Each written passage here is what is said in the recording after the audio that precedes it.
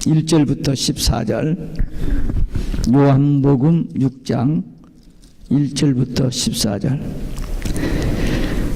함께 읽습니다. 그 후에 예수께서 갈릴리 바다 곧 디베랴 바다 건너편으로 가심에 큰 무리가 따르니 이는 병인들에게 행하시는 표적을 보밀어라. 예수께서 산에 오르사 제자들과 함께 거기 앉으시니 마침 유대인의 명절인 유월절이 가까운지라. 예수께서 눈을 들어 큰 무리가 자기에게로 오는 것을 보시고 빌립에게 이르시되 우리가 어디서 떡을 사서 이 사람들로 먹게 하겠느냐 하시니, 이렇게 말씀하심은 친히 어떻게 하실 것을 아시고 빌립을 시험코자 하심이라. 빌립이 대답하되 각 사람으로 조금씩 받게 할지라도 200데나리온의 떡이 부족하리이다. 제자 중 하나 곧 시몬 베드로 형제 안드레가 예수께 여짜오되 여기 한 아이가 있어 보리떡 5개와 물고기 2마리를 가졌나이다. 그러나 그것이 이 많은 사람들에게 얼마나 되겠사옵나이까? 예수께서 가라사대 이 사람들로 앉게 하라 하신대 그곳에 잔디가 많은지라 사람들이 앉으니 수요가 5천쯤 되더라. 예수께서 떡을 가져 축사하신 후에 앉은 자들에게 나누어 주시고 고기도 그렇게 저희 원대로 주시다. 저희가 배부른 후에 예수께서 제자들에게 이르시되 남은 조각을 거두고 버리는 것이 없게 하라 하시므로 이에 거두니 보리떡 5개로 먹고 남은 조각이 12바구니에 찼더라. 그 사람들이 예수의 행하신 이 표적을 보고 말하되 이는 참으로 세상에 오실 그 선지자라 하더라. 아멘. 할렐루야. 오직예수 마라나타. 오늘 또 하나님의 집에 나와 예배하는 여러분들에게 우리 아버지 하나님 은혜와 평강이 넘치길 주 예수 그리스도 이름으로 축원합니다. 예수님께서 떡 5개 물고기 2마리로 장정만 5,000명, 여자 어린아이들까지는 2만 명으로 추산합니다. 이 기적의 사건인데 예수님께서 이제 사역 초기에 병든 자들을 많이 고치니까 소문이 나가지고 사람들이 많이 따라가기 시작했습니다. 마침 6월절 절기가 되어가지고 사람들이 이제 무부하기 시작합니다.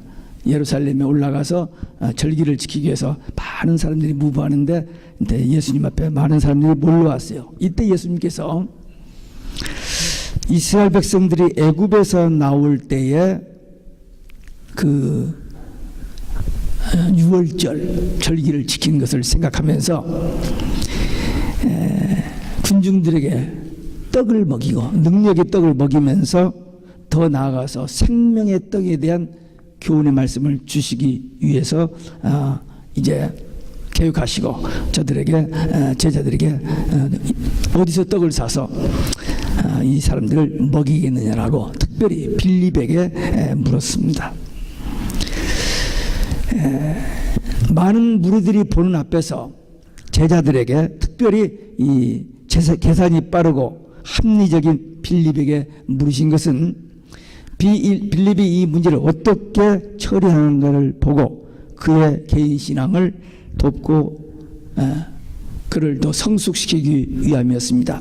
예수님께서 12제자를 선택하셨는데 맨 처음에 2제자는 세례 요한의 소개로 예수님을 만났고 베드로와 야고보는 형제들의 전도를 통해서 예수님을 만났습니다만 빌립은 예수님이 길을 가시다가 제자로 선택하셨고 마태도 세관 앉아서 일을 하고 있는데 불러서 제자를 삼았습니다. 그 제자 중에 하나입니다. 근데 여기 보니까 시험이란 말이 나오는데 사탄이 성도들과 교회를 시험하는 것은 템프테이션이고 예수님께서 제자들이나 성도들에게 어떤 시험을 주는 것은 테스트, 신앙의 성숙을 위한 테스트입니다. 그래서 템프테이션하고 우리말로는 시험이 같습니다만 영어로는 그 내용이 다릅니다. 수학적이고 사무적인 빌립이 예수님의 말씀을 딱 받고 나서 급히 긴급위원회를 소집했습니다. 12이 다 모인 게 아니고 그 중에 몇몇 한 30명 같이 모여서 의논을 한 다음에 대충 잡아도 이 사람들에게 조금씩의 떡을 먹인다 하더라도 200데나리온이 되겠다 하는 계산이 나왔습니다. 그리고 나서 회계를 맡고 있는 유다에게 물어봤더니 밸런스 제로, 그때는 크레딧 카드도 못 쓰는 때고 체크도 없는 때인데 캐시밖에 없는데 해봤더니 밸런스 제로. 그러니까 이들에게 떡을 사서 이들을 먹인다는 것은 impossible, 불가능이라는 생각이 들었습니다. 인간들이 어떤 일을 당할 때에 어떤 어려움을 당하게 되면 이렇게 눈앞에 보이는 현실만 보고 또 자기 인간적인 생각 수준에서 그 일을 처리하고 또 낙심하고 좌절하고 포기를 해버리기 쉽습니다. 근데 신앙은 타산적이 아니고 좀 모험적이고 정말 불가능해 보이는 일도 하나님께서는 하실 수 있다는 그런 생각을 가지고 그 일에 접근해야 됩니다. 사실 여기서 200데나리온 있다고 합시다. 세이브 둥시 있다고 하더라도 그 200데나리온 가지고 2만 명을 먹일 떡을 빵을 어디다 오더할 것이며 어떻게 배달할 것이며 어떻게 먹일 수 있습니까? 처음부터 인간의 생각은 불가능한 일입니다. 근데 천지를 창조하신 하나님, 우주 만물을 주관하시고 다스리시는 전능하신 하나님께서 하나님의 능력을 나타내고 그들에게 복음을 전하기 위해서 하는 일이기 때문에 예수님은 이 일이 어떻게 될 것을 아시고 제자들에게 이렇게 말했던 것입니다. 우리가 신앙생활을 하면서 문제들을 당합니다. 건강의 문제, 자녀의 문제, 직장의 문제, 또 사업의 문제, 또 어떤 위기가 올 수 있습니다. 그때 큰일 났구나, 끝났구나, 그렇게 낙심되고 좌절될 그런 상황에 처할 수가 있습니다. 세상 사람들은 그러다가 안 되면 우울증에 걸리고 자살을 한다 할지라도 우리 믿는 사람들은 그런 상황이 오면은 누가 있어요? 하나님이 계시잖아요. 우리 아버지 계시잖아요. 모든 것이 가능한, 그리고 우리의 중보자 되신 예수님이 계시잖아요. 그분을 향하여 기도하면, 믿음을 가지고 기도하면 하나님께서 해결해 주십니다. 이것이 지식적으로만 아니라 실제적으로 오늘 현실 우리 삶 속에서 이런 어려움을 당했을 때 믿음으로 기도하여 응답받고 해결받는 여러분들이 되시기를 주 예수 그리스도 이름으로 축원합니다. 두 번째, 보리떡 5개, 물고기 2마리를 가진 소년을 안드레가 데리고 왔습니다. 예수님께 데려왔습니다. 안드레는 베드로의 동생입니다. 이 안드레가 한 아이를 데리고 예수님께 와서 이 어린아이가 보리떡 5개와 물고기 2마리를 가지고 왔는데 그것이 이 많은 사람들을 먹이는데 얼마나 되겠느냐 하면서 의아해하면서도 일단 예수님 앞에 이렇게 데리고 와서 말씀을 드렸습니다. 이 안드레는 빌립과 좀 다릅니다. 안드레는 계산적이고 논리적이고 이성적이지만 이 안드레는 비수학적이고 비논리적이에요. 그래서 사람의 생각으로는 이 떡 5개 물고기 2마리로 이 2만 명을 먹인다는 것은 불가능한 줄 알면서도 예수님께 한번 고했던 겁니다. 이 안드레는 2가지 특성이 있습니다. 이 안드레는 맨 먼저 예수님을 만났습니다. 세례 요한의 소개를 받고 요한과 같이 예수님을 만나고 예수가 그리스도이심을 그날 밤에 발견하고 깨닫고 그 다음날 자기 형제들을 가서 전도해서 데려왔습니다. 요한복음 1장에서 안드레가 베드로를 예수님께 데려와서 그 베드로가 초대교회 수장이 됐잖아요. 얼마나 큰 일입니까? 두 번째는 오늘 본문에 지금 예수님께서 분명히 2만 명을 먹이셔야 한다라고 생각하는데 대책이 없는데 떡 5개 물고기 2마리 가진 어린 소년을 예수님 앞에 데려오는 일을 했습니다. 세 번째는 요한복음 12장에 보면 헬라 사람들이 예수님에 대한 소문을 듣고 예수님을 만나서 무슨 좀 질문을 하고 싶다고 했을 때 예수님 앞에 헬라 사람을 데려왔어요. 예수님께서 그들에게 대답하라고 주고 난 다음에 아버지께 영광 돌리고 또 영광 받으시라는 그런 그 기도를 하는 장면이 나옵니다. 하여튼 이 안드레는 전도와 선교 마인드, 그런 정신을 가진 것을 그의 사역을 통해서 보여주고 있습니다.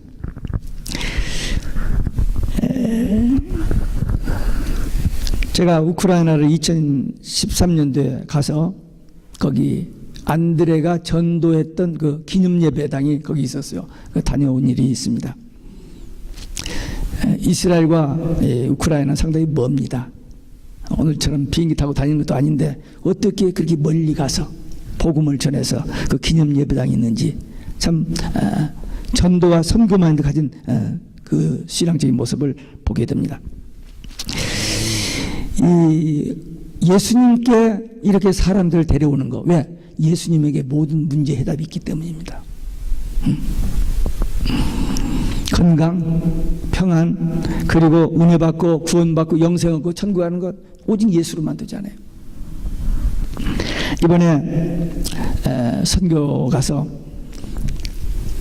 저는 처음 가는 곳이기 때문에 또 미리미리 사전에 많은 인포메이션을 가진 것도 아니고 갑자기 갔기 때문에 상황을 모르고 갔습니다. 갔더니 3일 동안 인디안촌에 있는 그 인디안 지도자들 7명을 데려다 놓고 한 주일 동안 교육을 하는데 그 중에서 하루에 2시간씩을 저에게 주셨습니다. 그래서 6시간에 제가 20시간, 24시간 강의할 내용을 짧게 6시간에 전달했어요. 그리고 나서 주일 지나고 월요일 날에 그 현지 교회 지도자들 한 15명에게 3시간만 강의할 수 있는 시간이 있었습니다. 그래서 3시간 강의하고 오후에는 니카라과에서 이 코스타리카로 피난 그 가난한 그 난민들 그 지원해서 목회하는 한 20여 명이 와서 그들에게도 딱 3시간만 강의를 하고, 그래서 제가 20시간, 24시간 강의할 계시록을 3시간 만에 요약해서 했습니다. 그러니까 처음 듣는 그 말씀, 우리 한국말로 여기 목사님들에게 해도 잘 이해가 안 되는 그 계시록을 처음 들어보는 사람들에게 3시간의 계시록을 한다고 그들이 이해할 수 있겠어요? 없어 보입니다. 그러나 진지하게 듣고 질문하는 것을 봤을 때 관심 있는 것과 그들이 무언가 알아듣는 것 같은 그런 큰 위로를 받았습니다. 근데 제가 어디 가서 마찬가지입니다. 여기서 설교할 때나 다른 데 가서 설교할 때나 방송 설교할 때나 어디 가서 제가 강의를 하든지 하면은 반드시 세 마디를 하고 시작합니다. 그게 뭐죠? 네, 할렐루야 오직 예수 마라나타입니다. 그래서 이 뉴저지시에서 어떤 사람 길거리에서 만나면 그렇게 인사하는 사람이 있어요. 오직 예수 마라나타 하는 사람도 있어요. 근데 여기 가서 그걸 가르쳐줬어요. 그 처음에는 처음 들어보니까 저게지만 이제 끝에쯤 돼서는 이 사람들이 다 알아듣거든. 식사 시간이나 이럴 때 스치면은 할렐루야다 하고 오직 예수 말하다 하고 그랬습니다. 그게 선교의 결과였습니다. 근데 그때 제가 한 얘기가 뭐냐면 우리 베들교에서는 새벽 예배마다 이 세 마디를 꼭 한다. 그리고 주일 낮에 예배 때도 한다. 또 주중에 저녁 예배 때도 한다. 그러니까 아침에도 하고 한낮에도 하고 저녁에도 하고 또 때로는 꿈속에서도 한다. 그뿐이냐? 죽인다고 해도 오직 예수면 죽인다고 해도 죽더라도 우리는 오직 예수 한다. 그렇게 전달하고 왔어요. 다른 말은 다 잊어버리는지 몰라도 그 세 마디는 알아듣고 제가 다음에 2월 달에 또 초청을 받고 갑니다만은 가면 확인해 보려고 그래요. 알아들었는지 잊어버렸는지 계속했는지. 저는 안녕하세요, 안녕히 가십시오 이런 거 없다. 전화를 해도 오직 예수로 하지. 그렇게 했는데 전달이 얼마나 되는지 모르겠어요. 그렇습니다. 오직 예수, 모든 문제 해답은 오직 예수 안에 다 있습니다. 이 안드레 두 번째 특성이 있는데 뭐냐, 그건 겸손한 봉사자입니다. 항상 베드로의 동생으로 레코그나이즈 되는 거예요. 예수님께서 12제자를 데리고 사역을 하는 중에도 특별히 3제자를 데리고 중요한 데 갑니다. 근데 안드레가 빠져요. 거기서 제일 먼저 제자인데 12제자 중에서 어떻게 보면 넘버원 제자입니다. 요한복음 1장에 보면 안드레 이름이 나오잖아요. 그런데 이 안드레는 거기서 빠지는 거예요. 그런데 거기에 대해서 조금이라도 불편하거나 섭섭한 마음이 없습니다. 자기가 제일 먼저 넘버원 제자인데 거기에 대해서 조금도 섭섭한 마음이 없고, 다만 예수님과 함께 있는 것, 그리고 예수님을 그냥 아무 적이 없이 그냥 겸손하게 섬기고 봉사할 수 있는 것으로 만족해 하는 제자였습니다. 오늘날 현대교회에 교회 안에 다양한 제자들이 있습니다. 일꾼들이 있습니다. 빌립 같은 제자도 필요합니다. 왜? 머리가 팍팍팍 돌아가고 어떤 열성이 있는 사람이니까. 근데 안드레 같은 사람이 더 필요합니다. 자신을 드러내지 아니하고 겸손히 봉사하고 섬기는 비논리적인 것 같지만 신앙적인 모험심을 가지고 주님 앞에 사람을 데려오고 인도하고 기도하고 헌신하는 이러한 안드레 같은 제자가 더 많이 필요합니다.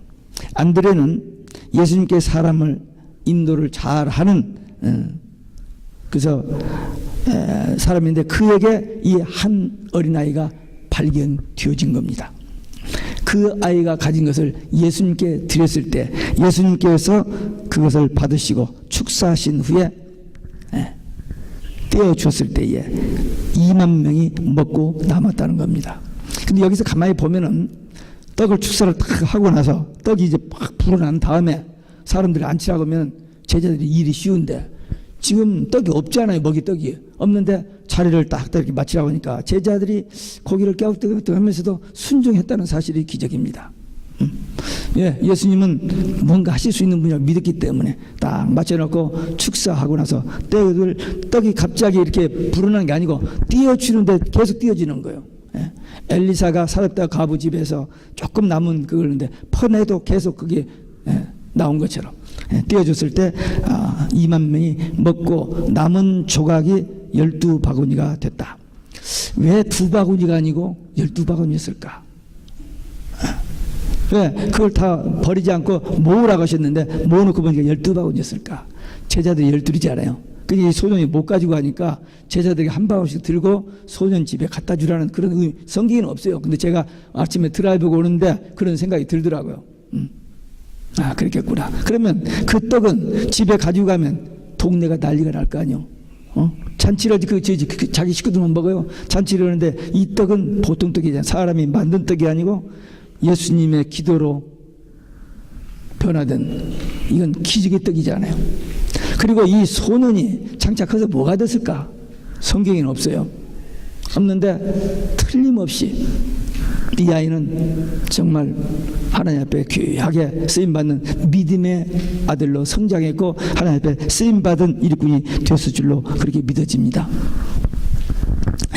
겸손한 안드레 같은 제자, 교회의 평화와 사역에 귀하게 쓰임받는 제자, 이 사실 또 예수님 앞에 누구든지 어떤 문제를 가진 사람이든지 예수님 앞에만 오면 해결받는다는, 그리고 누구든지 예수님만 믿으면 구원받고 천국 간다는 이 신앙 가지고 사랑하는 성도 여러분들도 우리 주위에 방황하는 사람이 많아요. 정말 보이지 않게 눈물을 흘리고 고통당하는 사람들이 많이 있습니다. 해답이 없는 사람들이 그렇게 많아요. 그들에게 예수님은 모든 문제의 해답이라는 그 확신 가지고 그 믿음 가지고 그들을 예수님께 데려오는 이 귀한 사역에 쓰임받는 일꾼들이 되시기를 주 예수 그리스도의 이름으로 축원합니다. 세 번째, 이 오병이어의 기적을 통해서 주시는 교훈이 있습니다. 이 놀라운 이적이 한 아이의 떡 5개 물고기 2마리를 예수님께 가져옴으로부터 시작됐다는 사실입니다.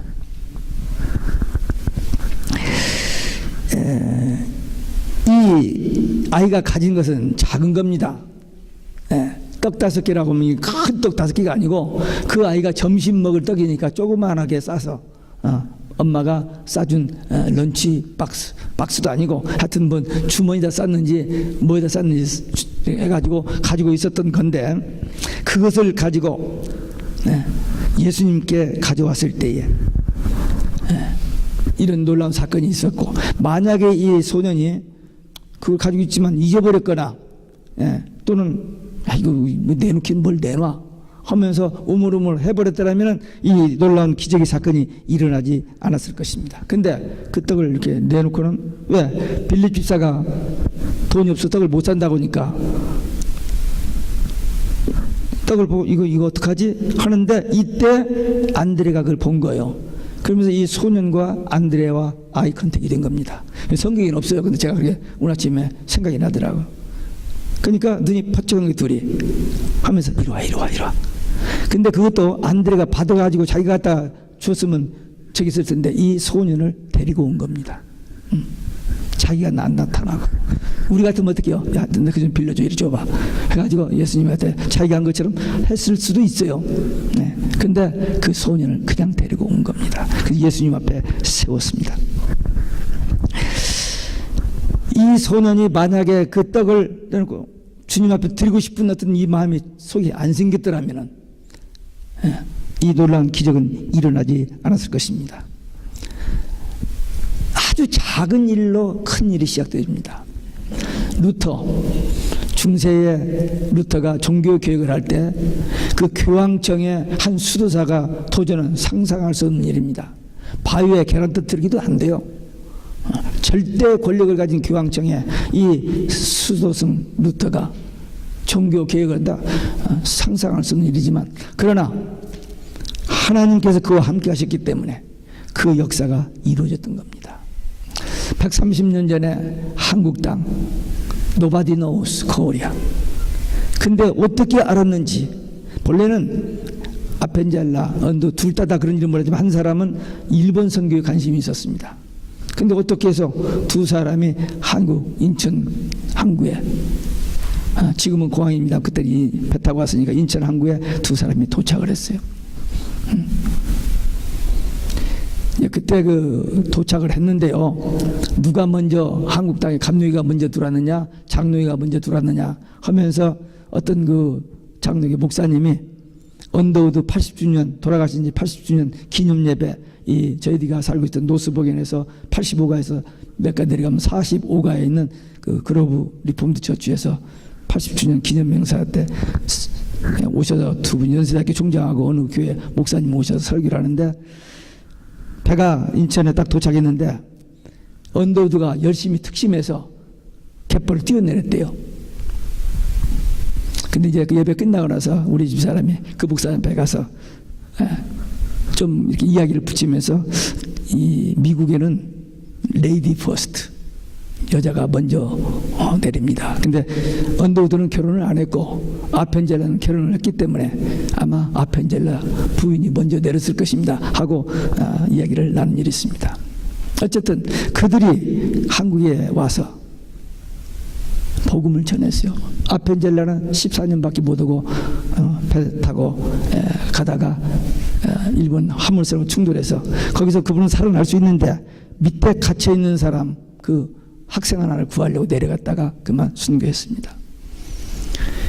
그들이 한국에 복음의 씨를 뿌려서 지금 한국의 기독교가 이렇게 여기까지 성장한가. 지극히 작은 일에 그렇게 많은 아름다운 열매들이 맺어진 것을 우리가 봅니다. 그러니까 이 한 아이가 가져온 그 떡 5개 물고기 2마리, 그것도 일부는 감춰놓고 조금만 이렇게 내놓은 것이 아니고 있는 것 전부를 예수님께 드렸다는 것입니다. 별거 아니지만 자기 있는 것 전부를 주님 앞에 드렸을 때, 헌신되어졌을 때 이런 놀라운 역사가 일어난 것입니다. 사실 그 아이 가진 것 따져보면 아무것도 아닙니다. 그러나 그것이 하나님의 손에 들어졌을 때에 이런 놀라운 역사를 가져왔습니다. 하나님께서 우리에게 요구하시는 것은 많은 것이 아닙니다. 하나님께서 우리에게 요구하시는 것은 할 수 없는 일을 하라는 것도 아닙니다. 있는 것 드리라는 것이고 할 수 있는 일을 하라는 것입니다. 그냥 믿음으로 순종하면 돼요. 아, 나는 할 수 없어, 나 이거 가지고는 안 돼, 그게 아니고 하라 하면 예, 해보겠습니다 하는 그런 믿음과 순종을 하나님께서 원하시고, 그런 자들을 통해서 하나님은 큰 일을 하시고 더 많은 일을 할 수 있도록 역사하십니다. 지금 우리 가운데도 나는 뭐가 부족해, 나는 뭐가 없어, 나는 못해, 뭐 이런 생각을 가질 수 있어요. 그러나 내게 있는 것 가지고, 내가 할 수 있는 일을 가지고, 지극히 작은 것 가지고 하나님의 성령의 감동으로 주시는 그 일을 감당할 때에 해놓고 나서 자기도 놀랄 만한 그런 이 역사와 그런 증거들이 나타날 수 있습니다. 이 안드레는 인도하는 직무를 잘 감당했다면 이 아이는 드리는 봉사를 잘 감당했습니다. 그러니까 안드레처럼 인도를 잘하든지 이 어린 소년처럼 드리는 봉사를 잘하든지 뭐든지 하나 해야죠. 여러분들 뭘 할 수 있어요? 둘 다 하면 더 좋고, 아니면 하나만 해도 되고. 이 둘 중에 없어요? 그럼 뭔가 한번 찾아봐요. 내게 있는 것이 무엇인지. 내게 있는 것이 무엇인지. 아무리 찾아봐도 없다. 그럼 달라고 기도해야죠. 주실 테니까. 그래서 나도 한 일생을 살다 가는데 하나님의 부르심을 받고 택함을 받고 또 하나님의 은총을 입고 구원받고 천국 갈 자인데 이 땅에서 뭔가 좀 주님이 기뻐하시는 일에 쓰임받기를 원하는 그런 간절한 마음 가지고 기도하면은 어제까지 안 보였는데 오늘 보이기 시작할 수 있습니다. 아, 내게 이게 있었구만. 예, 드리겠습니다. 예, 일하겠습니다. 예, 능력 주시고 사용하여 주옵소서. 이런 기도가 되어지고 그러면 벌써 삶의 변화가 오기 시작합니다. 대단한 사람들만 하나님의 일을 하는 게 아니요, 아무 쓸모없어 보이는 그런 사람들이 하나님의 손에 붙들리기만 하면은, 전능하신 하나님의 능력 주시면은 세상에 그 똑똑하고 잘나고 실력 있는 사람이 할 수 없는 그 일들을 하게 되어지기 때문입니다. 우리가 하나님께 봉사하는 데는 적당히 하면 안 됩니다. 온전한 마음으로 해, 전심으로 해야 됩니다. 감사하고 기뻐하는 마음으로 해야 됩니다. 힘껏 해야 돼요. 왜? 거기에 분명히 하나님의 뜻이 있고 계획이 있고 또 하나님이 주시는 위로가 있기 때문입니다. 세 가지 종류의 봉사가 있습니다. 시간 봉사입니다. 주님이 우리에게 하루에 12시간, 24시간, 일주일에 168시간을 주셨습니다. 이 시간을 쓰는데 썼다 보면은 시간이 부족해요. 부족합니다. 없어요, 시간이. 늘 바쁘고 늘 쫓기고 늘 피곤하고 쉴 시간도 없고 뭣도 없고 다 그렇게 말합니다. 그런데 하루에 30시간을 주어도 시간이 부족할 겁니다. 근데 하나님이 이미 주신 24시간, 일주일에 168시간 중에서 먼저 떼어서 하나님 앞에 드려야 돼요. 그러지 않고는 시간이 안 남습니다. 이것도 하고 저것도 하면 시간이 부족한데 언제 주의 일을 해? 못합니다. 그러니까 먼저 시간을 떼서 하나님 앞에 드려야 돼요. 성경 보고 기도하고 주일 예배 참석하고 새벽 예배 참석하고 또 주중에 집회 다 참석해도 아마 8시간, 많이 하면 10시간, 12시간 될 겁니다. 한번 계산해 보세요. 여러분들이 168시간 중에서 하나님 앞에 드릴 시간이 몇 시간인지 오늘 저녁에 가서 한번 계산해 봐요. 16시간이라도 굉장히 많은데 10분의 1밖에 안 됩니다. 하나님이 나에게 생명 주시고 건강 주시고 이렇게 주시는데 내가 이 시간 중에서 10분의 1도 못 드린다. 예. 아니 20분의 1만이라도 최선을 다해서 드리면 좋아요. 근데 전혀 그런 감각이 없이 사는 것보다는 오늘 저녁에 가서 한번 계산해 봐가지고 나도 10분의 1은 드려야지, 그런 마음의 결단을 가지고 시간 봉사, 하나님이 주신 시간에 대해서 조금이라도 인색한 마음 가지면 안 됩니다. 다 주셨는데 10분의 1만이라도 드리겠습니다 하는 그런 마음의 결단 가지시기 바랍니다. 두 번째는 재능과 지식의 봉사입니다. 사람이 하나님께서 우리 각자에게 재능을 주셨어요. 그리고 많이 알지 못한다 할지라도 그래도 아는 것들이 있어요. 그렇습니다. 왜? 요즘은 정보사이기 때문에 그냥 가만히 있어도 들리는 것들이 많아가지고 여기 축적된 지식들이 굉장히 많아요. 그 모든 것을 어디다 쓰느냐? 주님을 위해서 쓰려는 그런 마음의 자세를 갖는 게 좋습니다. 시시한 일, 교회 안에 여러 가지 부서가 있어요. 예, 봉사하는 부서들이 있습니다. 아, 이건 나한테는 안 맞아, 시시해. 좀 뭔가 좀 굵직한 거, 뭔가 좀 사람들 앞에 좀 인정받을 수 있는 일이 없는가? 그런 것만 찾지 말고 눈에 보이지도 않는 지극히 작은 일에 그냥 헌신하면 하나님께서 더 큰 일을 할 수 있는 능력도 주시고 지혜도 주시고 더 좋은 열매를 맺는 일을 하도록 해 주실 것입니다. 그러니까 조그만 일이라도 하면은 하나님께서 기뻐하시고 상을 주신다고 그랬습니다. 일한 대로, 행한 대로, 믿음대로, 기도한 대로 반드시 하나님께서는 상을 주십니다. 꼭 상 받기 위해서 일한다기보다는 그냥 시키는 일에 무슨 일이든지 하는데 거기에 대해서 위로해 주시고 상급까지 주신다니까 더 기쁜 마음으로 할 수 있는 거죠. 지금까지 참 잘해오신 분들이 많이 있습니다. 그런데 혹시라도 시시하다고 생각해서 아는 일이 있다면 이제부터는 무언가 조금만한 일이라도 내 시간과 내 마음을 들여서 봉사하는 그런 기회가 되시기 바랍니다. 세 번째, 물질의 봉사입니다. 우리가 열심히 일을 해서 버는 것 같지만 하나님께서 건강 주시지 않고 생명 주시지 않으면 아무것도 안 됩니다.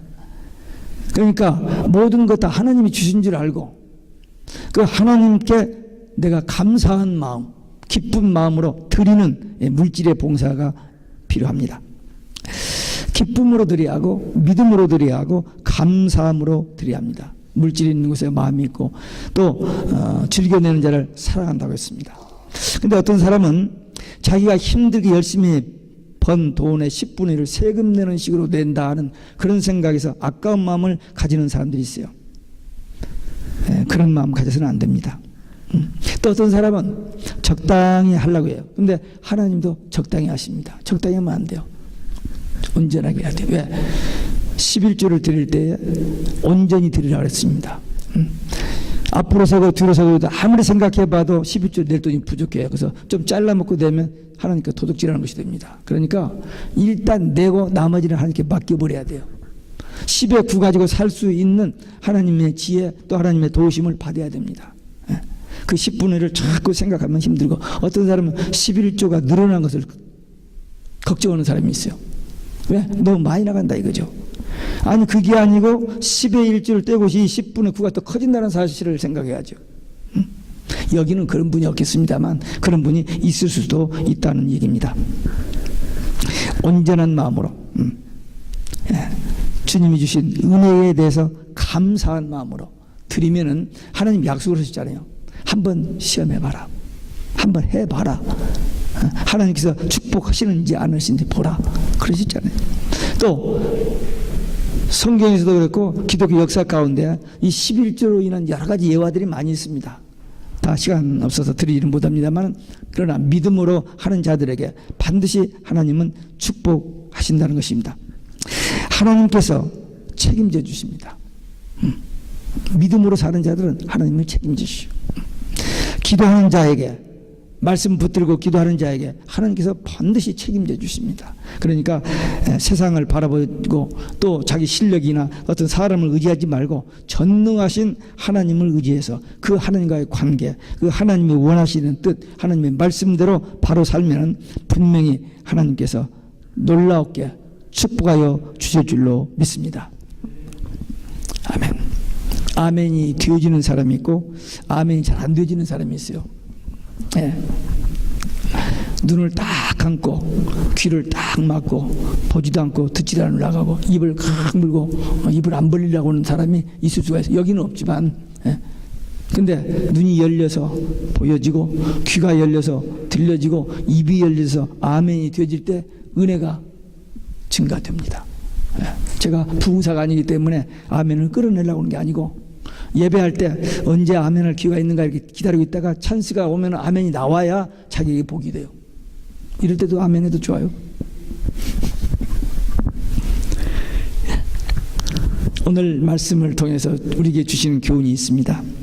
안드레의 인도 그리고 어린아이에 드리는 봉사 그것이 하나님 앞에 예수님 앞에 드려졌을 때에 이런 놀라운 축복의 기적의 역사가 일어난다는 사실입니다.